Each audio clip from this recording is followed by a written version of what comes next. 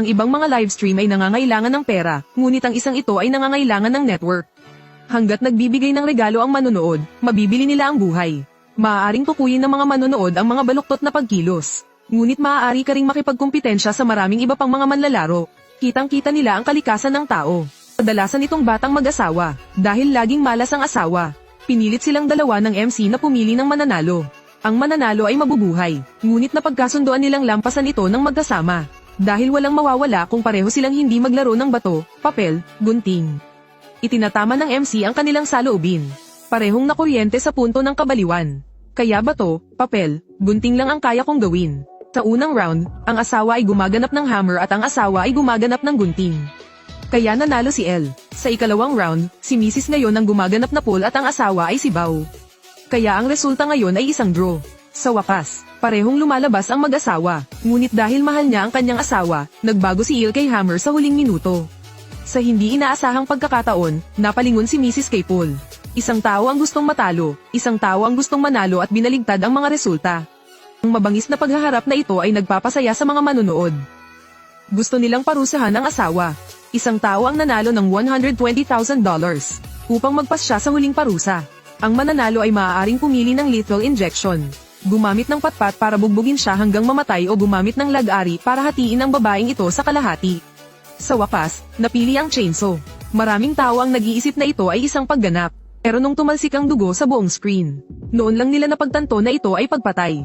At pagkatapos ng pagpatay, naputol din ang live broadcast. Ang pulis ay nag-iimbestiga at gustong hanapin ang lokasyon sa pamamagitan ng live na IP. Ngunit sinabi ng mga teknisyan na ito ay isang dynamic na IP. Ang ganitong uri ng IP ay automatikong nagbabago pagkatapos ng ilang segundo. Kaya ang posibilidad ng pagtuklas ay isa lamang sa 700 milyon. Mahirap hanapin, at mas maraming inosenteng tao ang papatayin. Habang ang mga pulis ay walang nakitang anumang pahiwatig. Sa kabilang panig, nagsimula ang organisasyong ito sa bagong biktima. Ang taong ito ay si Katia, isang solong ina. At ngayon ang maagang Ella sa bagong kumpanya. Nang makaalis siya sa trabaho, inimbitahan si Katia para sa isang celebratory drink ng kanyang mga kasamahan. At isang sorpresa ang nangyari nang umuwi si Ella. Biglang sumulpot ang isang grupo ng mga tao na nakasuot ng itim at agad na hinabol si Katia. Tumakas si Katia, pero dead end nila si Ella. Walang kapantay si Katia sa mga taong ito. Kaya pinatay nila si Ella at pinaalis. Nang mapansin ni Katia na maraming tao sa paligid tulad ni Ella. Ang lahat ng paa ng biktima ay mahigpit na nakakadena sa kama. Humingi ng tulong si Katia at binalaan ng lalaking katabi niya si Ella. Alam kong natatakot ka, pero wag kang maingay. Bawal tayong mag-usap. Hininaan ni Katia ang boses. Dito nagaganap ang mga broadcast. Kinidnap din nila si Elle. At lahat ay binabantayan 24 na oras sa isang araw. No way, bawal magsalita. Kaya ano ang naghihintay para sa kanila? Nagdadasal sila na hindi sila susunod. Kaagad pagkatapos, nagpost ang MC ng video ng pagkidnap kay Katia online. Para simulan ang susunod na broadcast, lahat ng mga biktima ay dinala sa broadcast room. Maghanda para sa isang mas malaking paghaharap. Mas maraming tao ang mamamatay. At tinatayang 3 beses na mas malaki kaysa sa nakaraang round. Sa buhay na ito, may mamamatay. Bumibilis ang tibok ng kanilang puso at may mga taong hindi makontrol ang kanilang sarili. Pero sa banta ni MC, pagkatapos lahat ay kailangan pang humawak ng baril at lumahok sa pervert na larong ito. Ang bawat baril ay may first bala at isang sikreto. Kung sino ang makakahanap ng sikretong ito ang siyang magiging ultimate winner. Ang mga manonood ay tumaya kung sino ang mananalo. At kung tama ang hula mo, matatanggap mo ang taya. Ang kasakiman ng manonood at ang takot ng manlalaro ay magkakaugnay. Para gawing mas dramatic ang laro, sa first half, wala ni isang baril ang may bala. At lahat ng manlalaro ay mapalad na makapasa. Ngunit nang magsimula ang round 2, isang tao ang umalis. Tumalsik ang dugo at utak niya sa katabi niya. Nakakatakot sa lahat, ngunit kung mas natatakot ka sa isang bagay, mas dumarating ito. Tanging si Katia at ang lalaki ang nananatiling buhay. Pero hindi sila pinapaalis ni MC. Utos niya sa kanila na sabay na mag-shoot. Sinunod ni Katia ang utos. At hindi sumunod ang lalaki na ikinagalit ng MC. Pananakot ni MC sa kanya. At bigla niyang nakita ang sikreto sa loob ng baril. Nakahinga siya ng maluwag dahil akala niya ay nakatakas na siya sa kamatayan. Ngunit mas malupit na kamatayan ang naghihintay sa kanya. Itinulak ni MC palabas ang isang maliit na sasakyan. At sa ibabaw nito ay isang pana, isang punyal, at isang bote na naglalaman ng puro detergent. Ang isang manonood mula sa Amerika ay nanalo ng $300,000. At pumili ng puro detergents. Ginawa siyang labis na natakot. Upang mabuhay, maaari lamang niyang subukang magtago. Pero inutusan ni MC ang kanyang mga nasasakupan na iturok siya sa leeg. Gumana ito. Nawala ang unang pagtutol ng lalaki, at uminom siya ng excited na expression. Pero, nagsimula siyang magsuka at namatay dahil corroded ang kanyang mga laman loob. Naging malupit at hindi makatawa ang eksena. Kung hindi mahawakan, mas maraming tao ang mamamatay. Sa oras na ito, ang misteryosong organisasyon ay biglang nag-post ng 4 na video online. At bawat talata ay isang lihim na larawan ng mga biktima. Isang matandang mag-asawa ang naglalakad. Isang nag-iisang babaeng manggagawa sa opisina. May ilang opisyal din. Kahit baby, sinabi ng MC na ang susunod na target ay pipiliin mula doon. At sa kasalukuyan ng Departamento ng Pulisya ay may 2 opinyon. Naniniwala si Jack na kinakailangan na mag-deploy ng mga puwersa upang protektahan ang mga target na ito. At nagtago upang makuha ang grupo ng mga tao mula sa organisasyon. At sa tingin ni Ben ito ay isang tusong trick ng MC. At naglabas siya ng video na naging dahilan ng pag-aresto ng mga pulis sa isa pang subject. Ngunit walang pakialam si Jack kay Ben. Nagpa siya siyang kumilos para protektahan ang mga target sa video. Dahil dito, nang gabing iyon, isang mag-ama ang dinukot. Hindi sila kumukuha ng mga bagay sa video.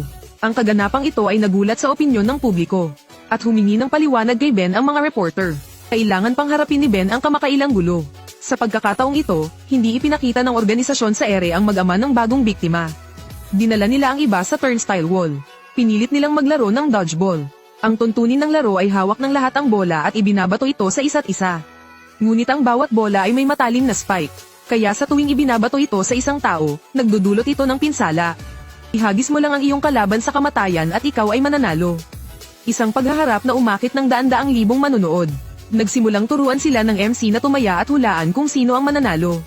Sa kabutihang palad, sapat na ang haba ng live na broadcast na ito para magkaroon ng pagkakataon ng pulisya na matukoy ang lokasyon ng broadcast. Ang lahat ng puwersa ay naglunsad ng suntok para lipulin ang mga barbarong ito. Pero biglang tumigil si MC sa paghagis ng bola. At dinala sa bitayan ang mag-ama na kakakidnap lang. Dahilan para mataranta si Ben. Parehong dinukot ang isang ama at isang anak na babae. Kung ikaw ay isang pulis, sino ang iyong ililigtas? Isang MC ng isang hindi makataong palabas. Sa kagustuhang pukawin ng mga pulis, inaresto nila ang isang mag-ama.